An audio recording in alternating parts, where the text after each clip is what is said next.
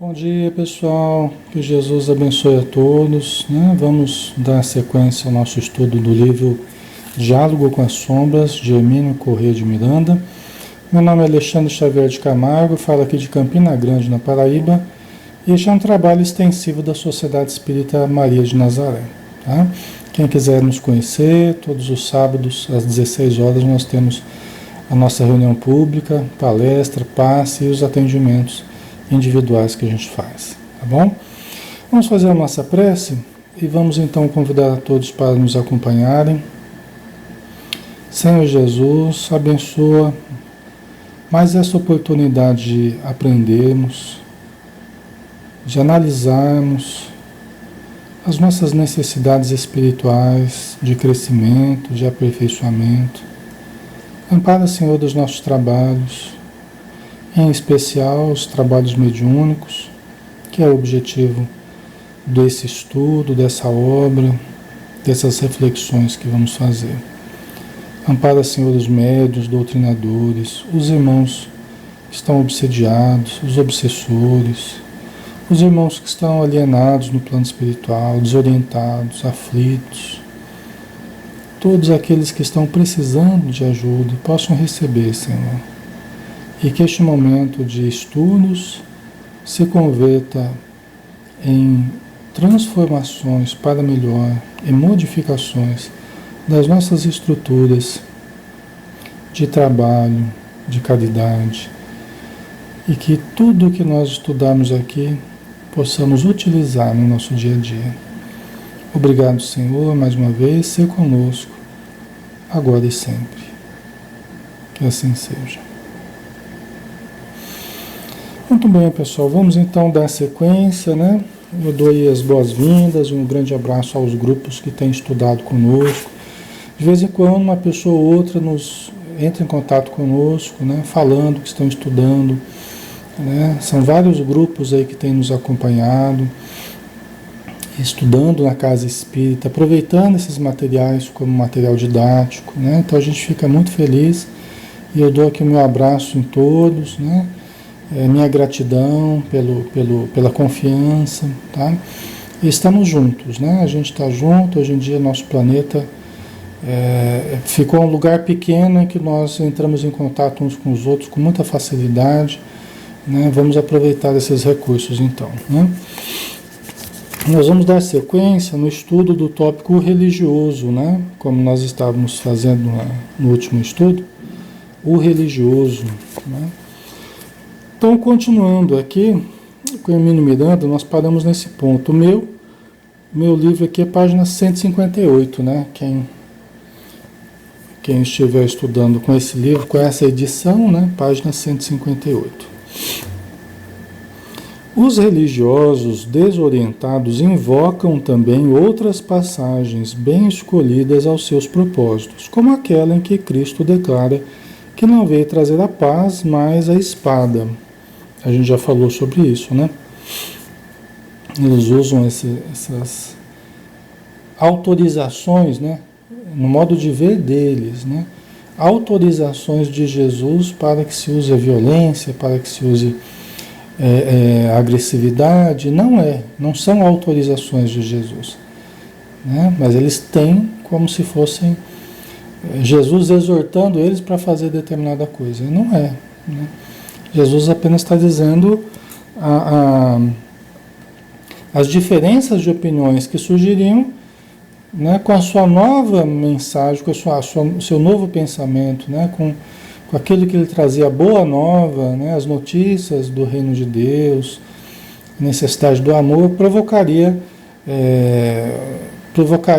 diferenças, né, na sociedade, nas famílias, provocaria contrastes que são necessários, né? Então, aí continuando, né? Kardec tratou dessas questões no capítulo 23 do Evangelho segundo o Espiritismo, ao qual deu o título de Estranha Moral. Ainda comentaremos tais problemas quando cuidarmos especificamente das técnicas e recursos sugeridos para o trabalho de desobsessão. Ok. Nesse capítulo vai tratar, né, só aquele que odiar pai, mãe, filhos, né? Só aquele que abandonar pai, mãe, filhos. Tem várias passagens de Jesus, né? Várias expressões que Jesus usa que soa de uma forma estranha, né? Nesse capítulo 23, o Allan Kardec ele juntou algumas, né, que nos parecem estranhas a princípio, né, mas a gente precisa entender corretamente, né? Nós precisamos analisar além da letra, né, para podermos absorver realmente o seu sentido. O grande problema desses queridos companheiros desarvorados é o poder. Quase sempre exerceram nas organizações religiosas a que se filiaram, vida após vida, posições de mando e destaque. Né? Então, essa é uma questão muito importante para todos nós, né? Todos nós que lidamos com a religião, todos nós, nas nossas famílias, nas instituições, na verdade em toda parte, né? A questão do poder é uma questão muito importante. Só que é algo que não é muito falado, é meio que um tabu falar sobre as relações de poder, né? É muito delicado isso, mas nós temos tido ao longo do tempo uma relação com o poder muito problemática. E muitas vezes dentro da própria religião, ou dentro das próprias religiões, às quais nós estivemos filiados ao longo dos séculos aí, né? Veja bem, a questão não é difícil da gente compreender. É até bastante simples, né? O difícil é a gente lidar com a questão psicológica em nós, né? Mas não é difícil. Por exemplo, quando nós não nos conhecemos, quando nós não nos amamos, quando nós não nos desenvolvemos ainda, o que acontece? A gente percebe que o nosso self, o eu divino, os potenciais superiores, eles estão ainda muito embrionários dentro de nós. Eles estão ainda pouco desenvolvidos dentro de nós. Esse é o eu verdadeiro, é o eu profundo, é o eu divino. Tá? Quando a gente sente essas lacunas dentro de nós, esses vazios dentro de nós, pelo que a gente não é, pelo que a gente não desenvolveu ainda, o que acontece? Nós inchamos o ego. Entendeu? Nós inchamos o ego e exageramos nas buscas que a gente faz. Todo exagero, na verdade, é advindo disso. Todo exagero, toda obsessão que você fica fixado naquilo de uma forma muito obcecada, né? Esses exageros todos, inclusive o poder, nada mais são do que uma compensação pelas fragilidades internas, pelas carências, pelos conflitos, pelos vazios, pelo não amor, pela presença divina pouco desenvolvida dentro de nós, certo? Está fazendo sentido para vocês? Né? Então a gente quer compensar isso sujeitando o outro, controlando o outro, dominando o outro, né? Se enraizando nas instituições e passar a ser excessivamente controlador, excessivamente dominador, se impondo em demasia. É o ego, né? O ego dominador com seus tentáculos que vai dominando tudo e todos, manipulando pessoas, manipulando situações. Entendeu? Nós fizemos isso, só para vocês terem uma ideia, ao longo do tempo, nós fizemos isso com Moisés. Né? Quando o ser humano, na época de Moisés, queria poder, ele logo percebeu o discurso de Moisés, se eu absorver o discurso de Moisés, né?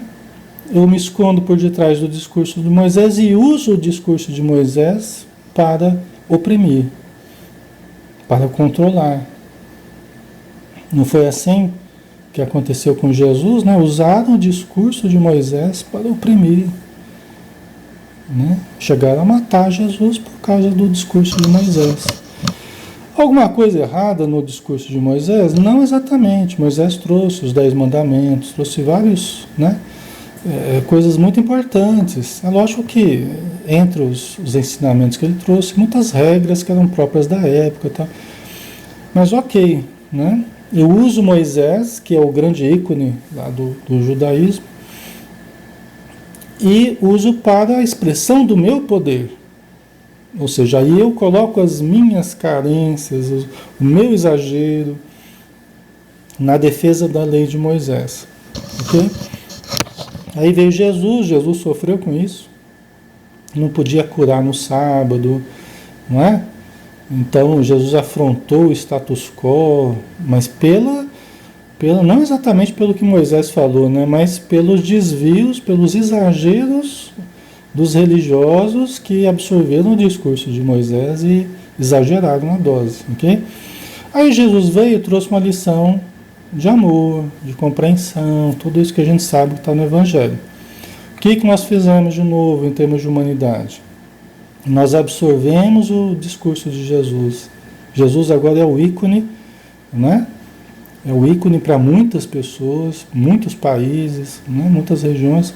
Jesus é o ícone agora.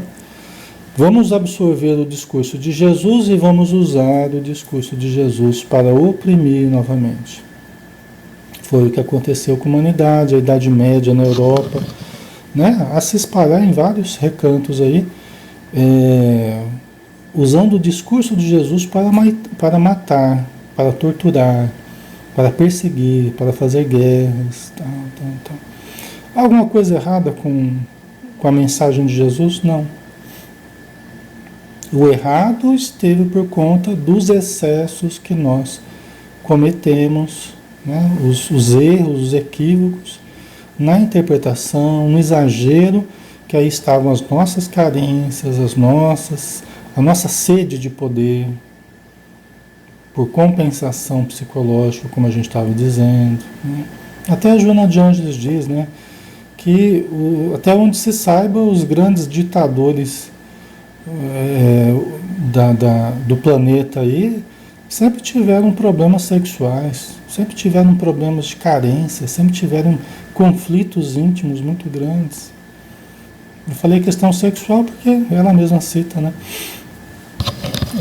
Ou seja, a partir de um problema, de um conflito, de uma impotência, a partir de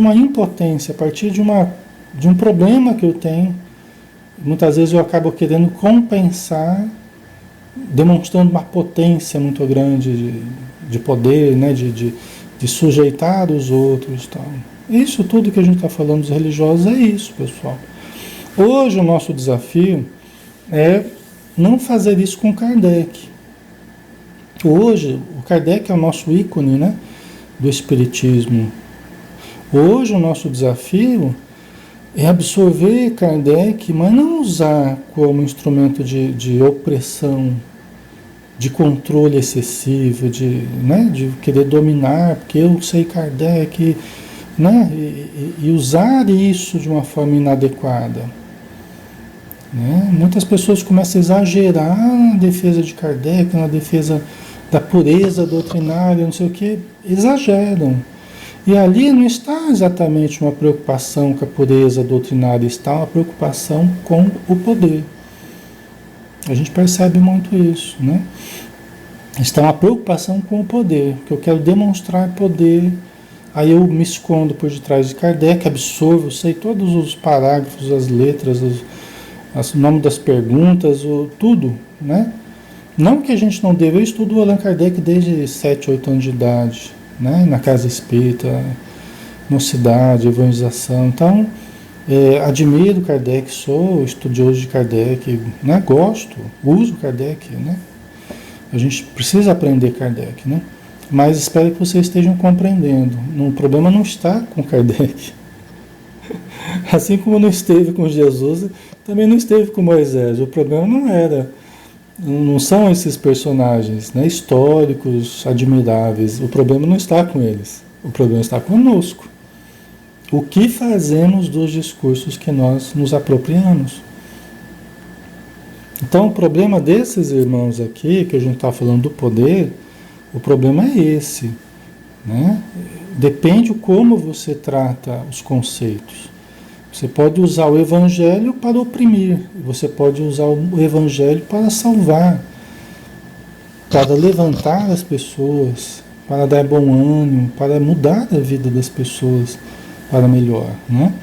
Então aí que entra a nossa busca pelo poder, nossa ânsia pelo poder que nós precisamos. Eu estou falando aqui para alertar, né? Porque como a gente trabalha nessa área psicológica, como a gente enxerga a realidade das pessoas, a gente analisa de uma forma mais profunda os problemas humanos, porque a gente trabalha com isso o tempo todo. Então a gente entende os mecanismos que estão por detrás dessa questão, desses exageros que existem, né?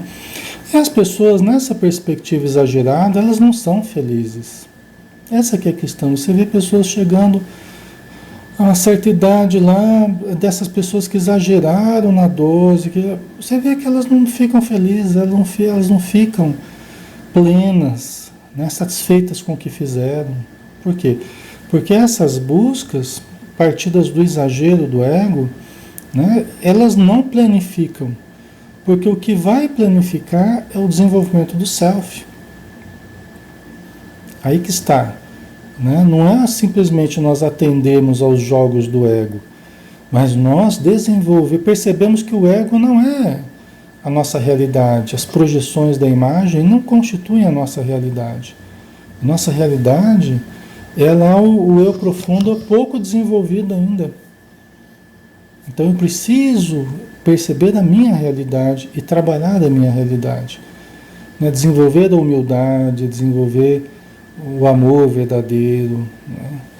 Então isso tudo a gente precisa lembrar para lidarmos com esses irmãos. Inclusive, porque se eles vêm dessa forma arrogante, né, presunçosa, nessa busca egóica que eles têm, se o doutrinador não tiver humildade, se o doutrinador não estiver muito bem centrado, ele entra nesse jogo do ego. E daqui a pouco ele está discutindo com o espírito.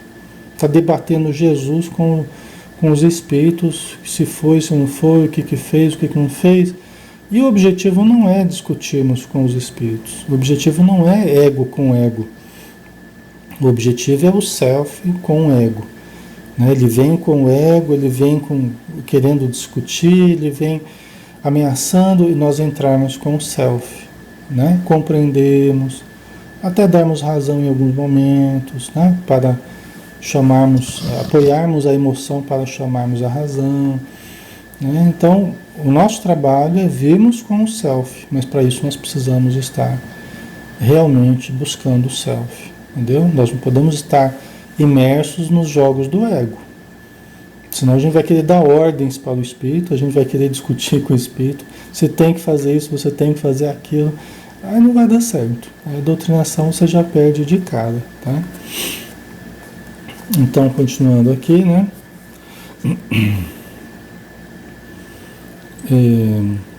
Estão acostumados a dominar os outros, não a si mesmos. Pois tudo se permitem, desde que os objetivos que escolheram sejam alcançados. Constituem equipes imensas que se revezam na carne e no mundo espiritual, mantendo estreito intercâmbio, porque também se revezam no poder aqui e lá. E por isso suas organizações sinistras e implacáveis parecem eternizar-se no comando de vastas massas humanas, encarnadas e desencarnadas. Vocês entendem a delicadeza disso aqui? O Hermínio Miranda tem uma visão muito lúcida a respeito desses aspectos aqui, né?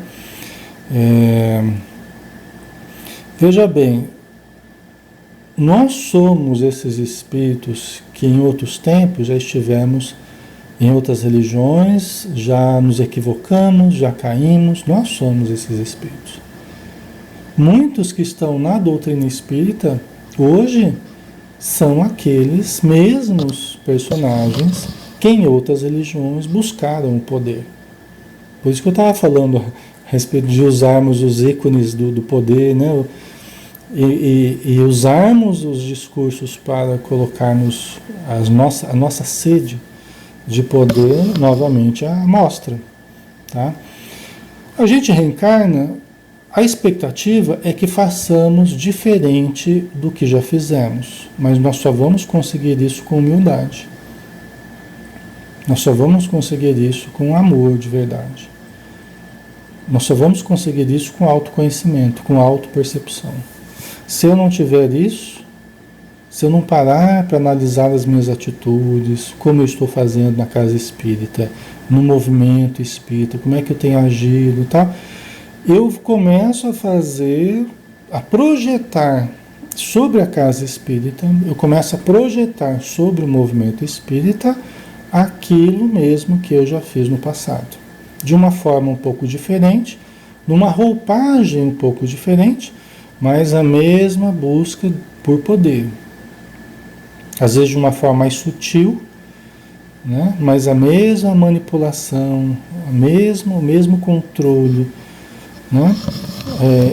Como se eu fosse dono da religião, como se fosse dono da casa espírita, como se fosse dono do espiritismo, né? Do movimento espírita. E tudo que não se sujeita a mim eu quero destruir. Gente, isso é muito forte, em qualquer lugar, tanto dentro das famílias como dentro das instituições. Isso é uma coisa que nós precisamos olhar dentro de nós, porque nós temos muito forte isso. Aquilo que eu não controlo eu quero destruir. Isso é típico do ego. Então eu preciso olhar para dentro de mim e observar como que isso tem aparecido na minha vida. Porque aparece, se vocês analisarem, aparece. Aparece. É só ter um pouquinho de autovisão, de autoconsciência que vocês vão perceber. Quando tal pessoa não se sujeita a você, aí você começa a falar mal da pessoa. Quando na casa espírita tal pessoa não segue aquilo que você está falando para seguir, você quer tirar a pessoa, você quer, né? Então, isso são coisas que todos nós temos que aprender a lidar. Isso também acontece comigo. Eu preciso aprender a administrar. É o que eu tenho feito, né? Tentado administrar.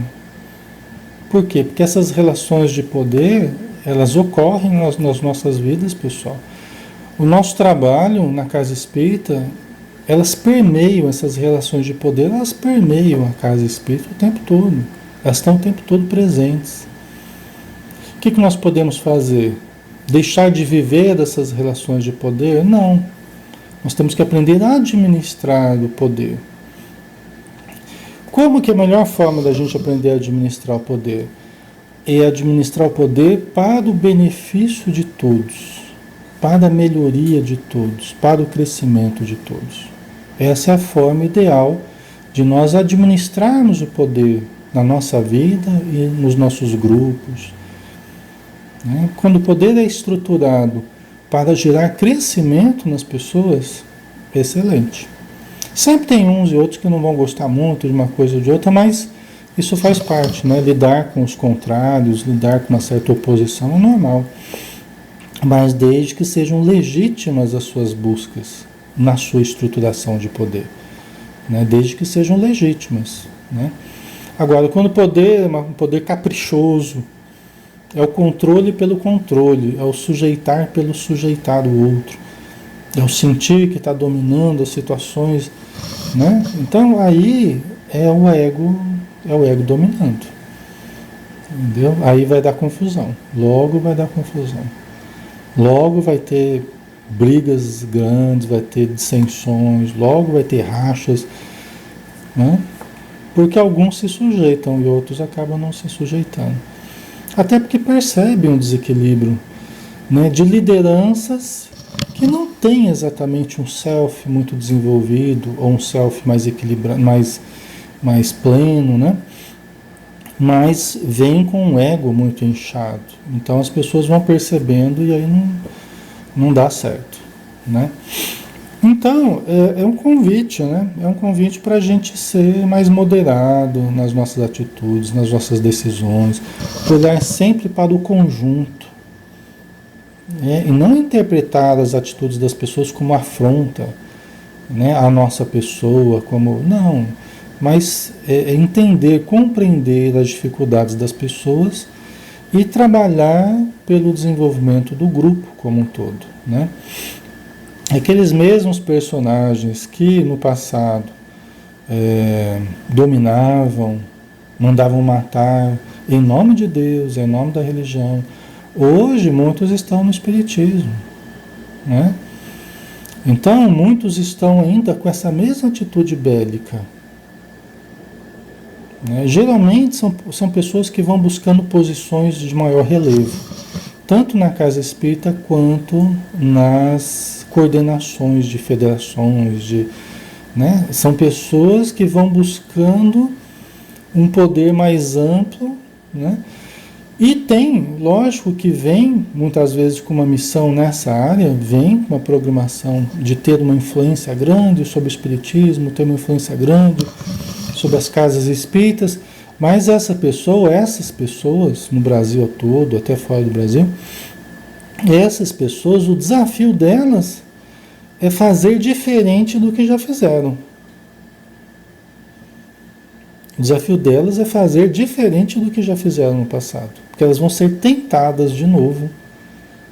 Se um determinado médium elas consideram que está, né, que está equivocado, a algum ponto começa a fazer campanha contra aquele médium. Então, são coisas que têm acontecido no movimento espírita e você percebe que são as mesmas pessoas caindo no mesmo tipo de erro, de perseguir, de querer dominar tudo e todos, né? Agora em nome do espiritismo, entendeu? Então, nós precisamos estar vacinados contra essas posturas, né?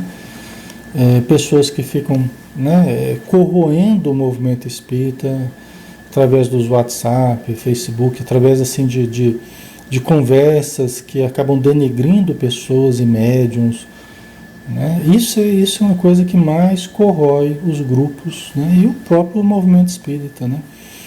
E é uma estruturação de poder que vai ocorrendo assim subrepticiamente, né? Então ela vai passando de boca em boca e vai se denegrindo pessoas, né? Reputações, de uma forma às vezes até cruel, né?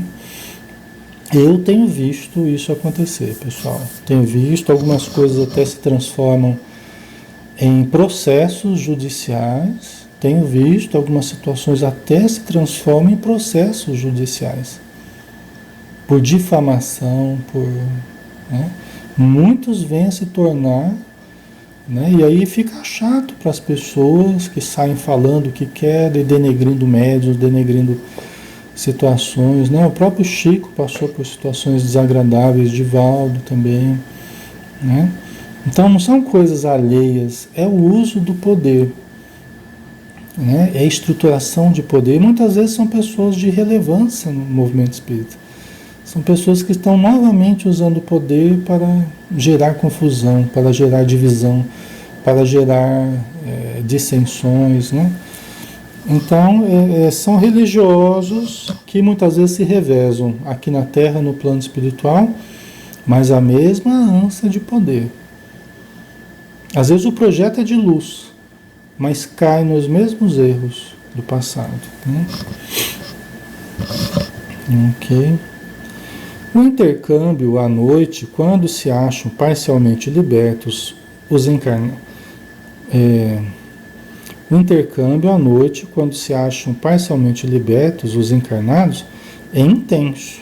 Quer dizer, o contato entre encarnados e desencarnados, associados pela mesma ânsia do poder, e às vezes até a pessoa é um trabalhador e tal do movimento espírita, mas começa a cair dentro de si, começa a meio que relembrar, né, das questões do passado, começa a vir uma ânsia pelo poder e tal, já começa a se associar com espíritos voltados para isso. Então, à noite, muitas vezes, começa a participar de reuniões, de conversas com esses espíritos e vai se desviando cada vez mais, né? Realizam-se reuniões para debate, estudo e planejamento. André Luiz nos dá uma pequena amostra dessa atividade em libertação, no capítulo Observações e Novidades. Não mediste ainda, diz Gúbio, o instrutor, no livro Libertação, né? A extensão do intercâmbio entre encarnados e desencarnados. A determinadas horas da noite, 3/4 partes da população de cada um dos hemisférios da crosta terrestre se acham nas zonas de contato conosco. Né? 3/4 partes da população de cada um dos hemisférios da crosta terrestre. 3/4 partes da humanidade, então, né? Ok? É 75%, né? 3/4, né? Do planeta, né? Se acham nas zonas de contato conosco, com os espíritos. A maior percentagem desses semi-libertos do corpo, pela influência natural do sono, permanecem detidos nos círculos de baixa vibração, qual este em que nos movimentamos provisoriamente, porque eles estão numa cidade, no plano no umbral, né? Eles estão numa cidade obscura, uma cidade repleta de irmãos desequilibrados, né? Então ele está dizendo, a maior parte desses 3/4 aí fica nas regiões umbralinas, né? Por que ele fala 3/4? Né? Por que 3/4 do... Porque tem muitos... e aqui seria 1/4, né? Aqui seria 1/4, né? 25% das pessoas não tem propriamente um afastamento maior do seu corpo. São mais embrionárias nesse ponto de vista. Entendeu? São mais primitivas nesse ponto de vista. Elas ficam ali juntas ao corpo como o bichinho perto da toca.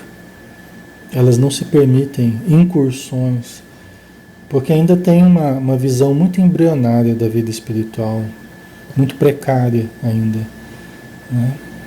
Há aqueles, como ele falou, 3/4 partes, e a maioria se liberta do corpo, sim, e se permite se distanciar mais, só que vai para atividades inferiores. Uma menor parte aí vai para as atividades superiores, né? Ok? Então, por aqui, naquela região onde eles estavam, né, muitas vezes se forjam dolorosos dramas que se desenrolam nos campos da carne. Né? Quer dizer, nessa região, à noite, com a presença dos encarnados desprendidos do corpo, se planejam, né, se idealizam projetos que vão virar dolorosos dramas que se desenrolam depois na carne. Ok? Então, primeiro se forjam lá no plano espiritual, no umbral, e aí depois se materializa aqui na Terra. Às vezes são desvios do sentimento, são desvios de recursos, né? São problemas relacionados ao poder nas religiões ou nas cidades como um todo, no país, né? Então são problemas que se tornam escândalos, seja onde for, e que tiveram, não raro, muito frequentemente, a sua origem nas regiões umbralinas, onde eram planejados para depois serem executados, a prejuízo nosso, a prejuízo da sociedade, a prejuízo das casas espíritas, né? A prejuízo de muita coisa, né?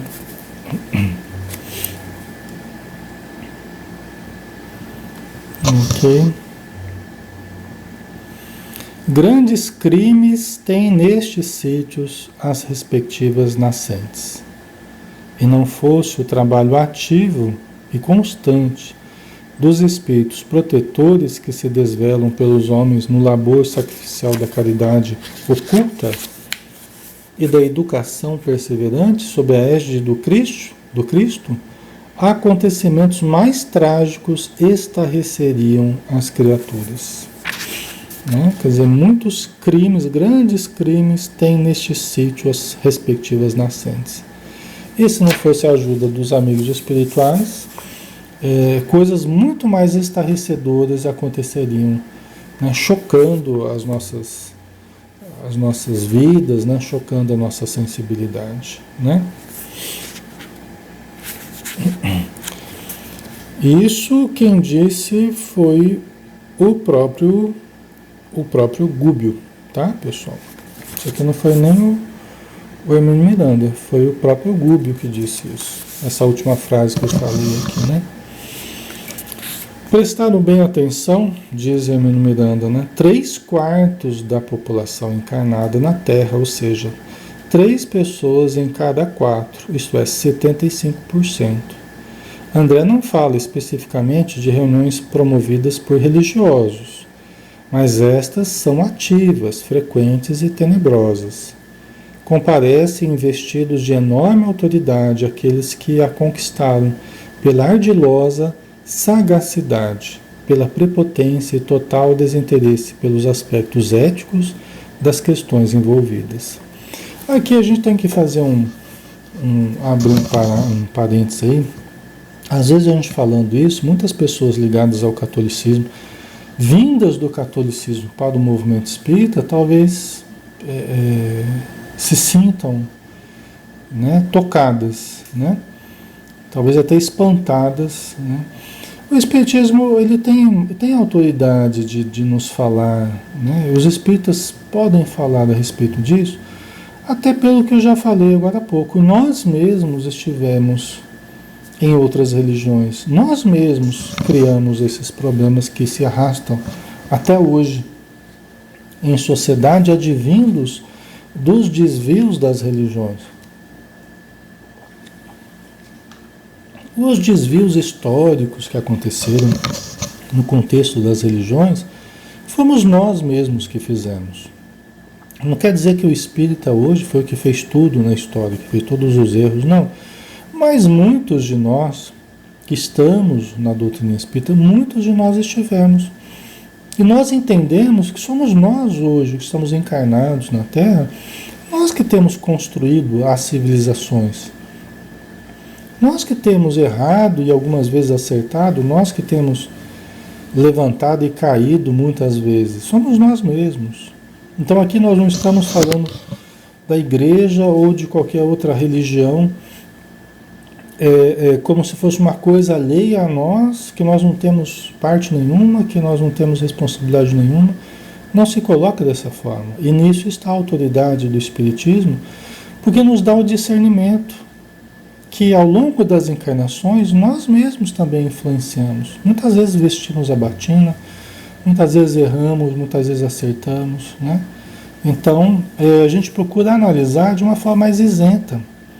Muitos irmãos com os quais nós já convivemos vêm nos buscar para voltarmos à mesma visão distorcida que nós tínhamos antes, de vivermos da religião, né, de usarmos a religião para oprimir, né, todos os benefícios para nós e o sofrimento para os outros.